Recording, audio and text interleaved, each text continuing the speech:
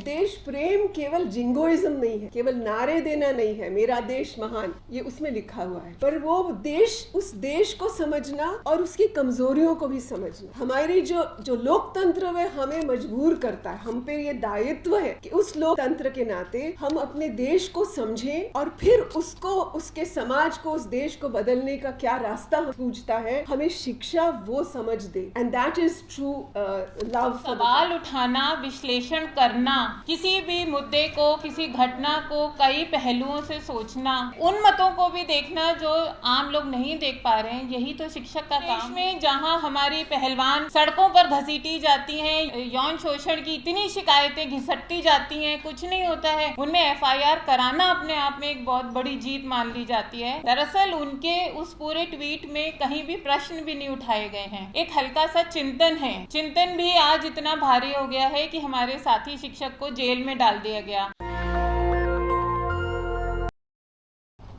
एक शिक्षक होते हुए मुझे गर्व है और आप सब के सामने यहाँ पेश आते हुए भी बहुत विनम्रता से कहना चाह रही हूँ कि अली खान महमूदाबाद के इस केस के लिए हम लोग सब एकजुट हुए हैं। बहुत ही ऐसा अवसर है हमारे लिए, बहुत ही अहमियत वाला। मुझे सबसे ज़्यादा जो दिल छूने वाली बात, बहुत कुछ पढ़ा है पिछले कुछ दिनों में जो लिखा गया है, बट सबसे ज़्यादा हिम्मत देने वाली जो बात थी वो अशोका यूनिवर्सिटी के छात्रों द्वारा जो लिखा हुआ पत्र और जो उनके कोर्स के छात्रों द्वारा लिखा हुआ एक निवेदन है। उसकी कुछ लाइनें मैं आपके सामने पढ़ना चाहती हूँ। मुझे बहुत इसका बहुत मार्मिक असर हुआ इस कविता का भी, जिस तरह से उन्होंने उसको आत्मसात किया। वो उनके कोर्स की एक कविता है और उन्होंने उससे शुरू किया अपना निवेदन कि आज उन्हें क्या लग रहा है, और इतने हिम्मत के साथ पहली बार मैंने सुना जितने सारे निवेदन आए उसमें, जब उन्होंने लिखा कि हम केवल उनके साथ नहीं हैं, उनसे हमने प्रेरणा नहीं ली है, पर हम खड़े होकर अपनी यूनिवर्सिटी से मांग कर रहे हैं कि वो उनका साथ दें। और मुझे लगता है ये बहुत बड़ी बात है। तो मैं कुछ लाइनें सिर्फ पढ़ रही हूँ उस जो उन्होंने निवेदन किया है। वो एक कविता है, in the evening we shall be examined for love. और वो ये बता रहे हैं कि केवल इस कोर्स में नहीं पर पूरी तरह से उनके लिए शिक्षा का जो माहौल था और जो सवाल पूछना, जो विवाद, जो आपस में विमर्श, वो लव के दौरान था। किस तरह का एक उनकी सेंसिबिलिटीज़ अगर छुई गई, उनकी संवेदनाएं, तो ये कविता बता रही है। थॉमस सेंटोलेटलो ये कहती है, इसके कुछ अंश में पढ़ रही हूँ। And we won't be tested like defendants on trial, cross-examined till one of us breaks down, guilty as charged. No, in the evening after the day has refused to testify, और ये एक छात्रों की आवाज़ है, we shall be examined on love, like students who don't even recall signing up for the course. And when the evening is over and it's late and the student body asleep, even the great teachers have retired for the night, we shall stay up and run back over the questions, each in our own way. What was true, what is false, what it would mean years from now to look back and know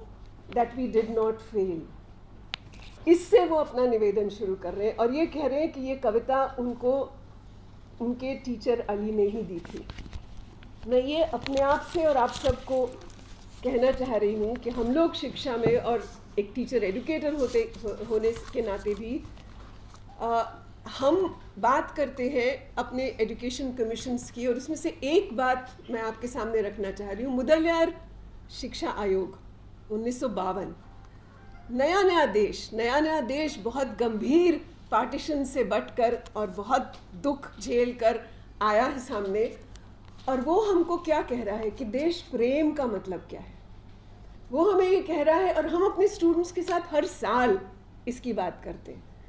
कि देश प्रेम केवल jingoism नहीं है, केवल नारे देना नहीं है, मेरा देश महान, ये उसमें लिखा हुआ है, पर वो देश, उस देश को समझना और उसकी कमज़ोरियों को भी समझना, हमारी जो लोकतंत्र है हमें मजबूर करता है, हम पे ये दायित्व है कि उस लोकतंत्र के नाते हम अपने देश को समझें और फिर उसको, उसके समाज को, उस देश को बदलने का क्या रास्ता हमें सूझता है, हमें शिक्षा वो समझ दे, and that is true love for the country. तो अगर हम पेट्रियाटिज्म की बात सुन रहे हैं और ये सुन रहे हैं कि कहा गया कि क्या लिखा क्या नहीं लिखा, स्टूडेंट्स क्या कह रहे हैं कि हम कैसे अपनी शिक्षा को कुछ साल बाद भी अगर देखेंगे तो हम उस लव को कैसे समझेंगे कि वो क्या माहौल मिला था हमें, इन सब बातों का सवाल जवाब, कुछ कटु बातें, कुछ देश, कुछ अपने गर्व की बातें, इन सब बातों को हम कैसे आत्मसात करते हैं, और यही शिक्षा का एक बहुत मूल मंत्र है हमारे सामने।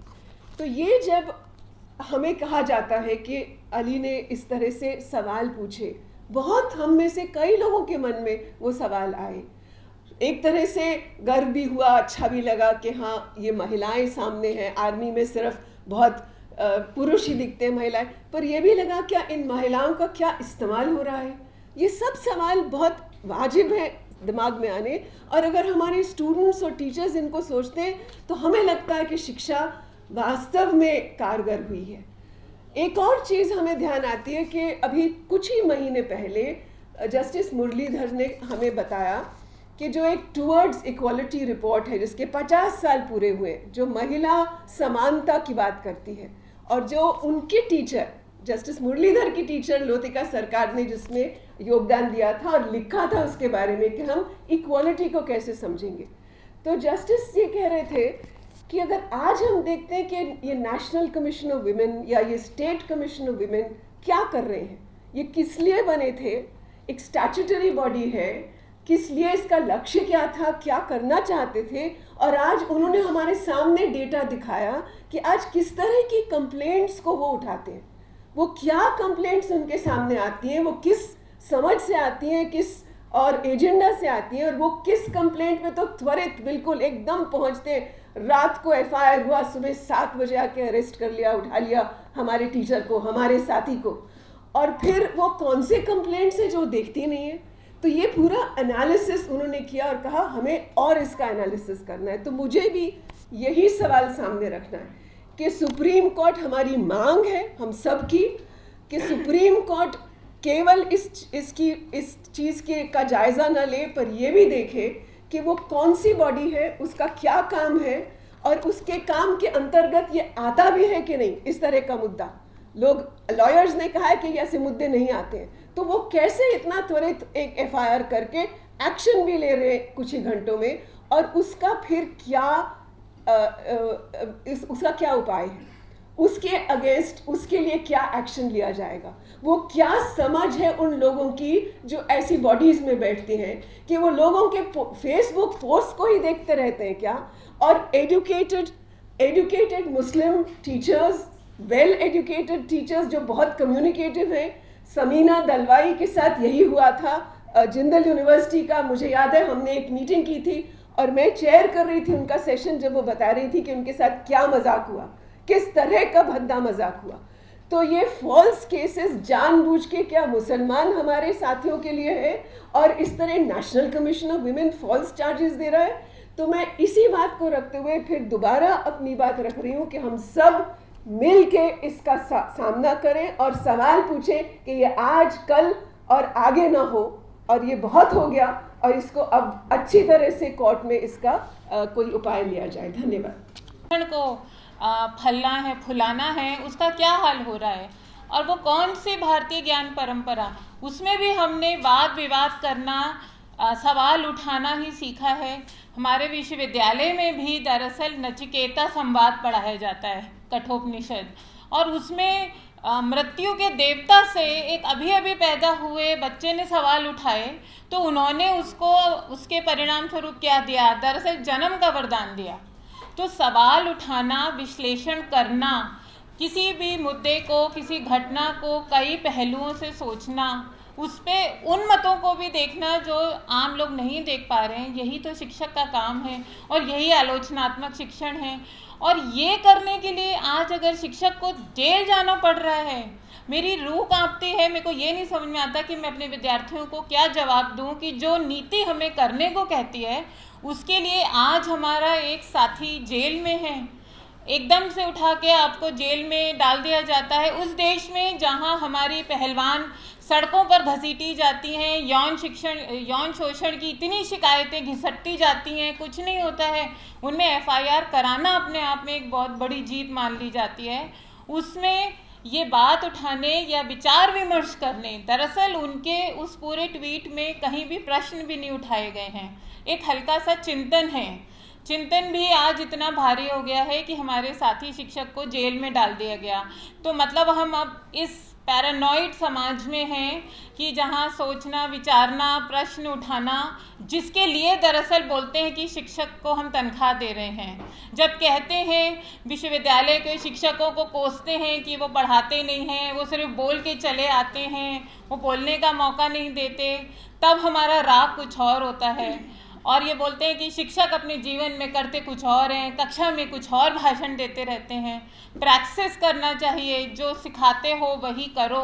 तो आलोचनात्मक विचार अगर रखने वाला शिक्षक एक जीवंत शिक्षक है और उसको जेल जाना पड़ रहा है और अपनी मासूमियत या अपनी चिंतन की गहराई साबित करनी पड़ रही है, तो ये बहुत ही दुखद विषय है। और हम जानते हैं कि जिस मुद्दे में इसको घसीटा जा रहा है, दरअसल ये भारत के एक बहुत पुराने इतिहास की ओर इशारा कर रहा है कि हर छोटी से बड़ी घटना को, पहले तो हर छोटी से बड़ी बात को घटना बताया जाता है, उसे फिर बना दिया जाता है, फिर उसे और भड़काया जाता है, और इसमें शिक्षक, सीखना, सिखाना, ये सब कहीं खो जाता है। मैं इस मंच से यही निवेदन करती हूँ कि जो शिक्षक से आज तक भारत ने गुहार लगाई है कि वो क्रिटिकल थिंकिंग, आलोचनात्मक शिक्षण करें, सोचना समझना सिखाएं, गहराई में जाना सिखाएं, उसको करने दीजिए शिक्षक को। नेशनल दस्तक की आपसे गुजारिश है कि अगर इसको बचाना चाहते हैं तो नेशनल दस्तक को सब्सक्राइब करने के लिए रेड कलर के सब्सक्राइब बटन को दबाएं,